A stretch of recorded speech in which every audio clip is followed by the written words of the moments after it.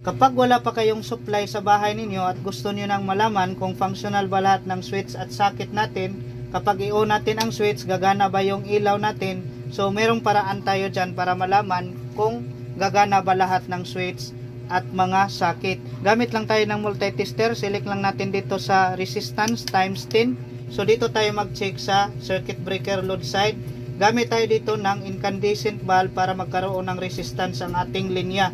Kasi kung LED walang resistance, so hindi natin alam kung gagana ba yung switch or socket.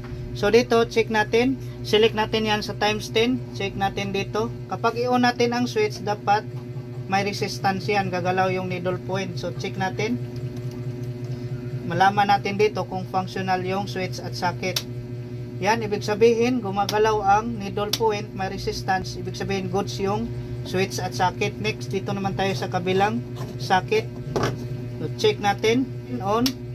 Yan, makikita nyo gumalaw yung needle point, may resistance, ibig sabihin good yung switch at socket natin. Dito naman tayo sa pangalawang circuit. So check natin dito, tapos on natin ang switch. Yan, ibig sabihin yan, may resistance, gumalaw yung needle point, ibig sabihin good yung switch at socket. Ganyan lang kadali mag-troubleshoot kung gagana lahat ng socket at switch. Dahil kung may sira yan, hindi gagana yung tester natin, wala tayong ma-reading na resistance. So kapag wala pa kayong supply, so ma-repair nyo na agad kung sakaling hindi gagana yung ilaw ninyo.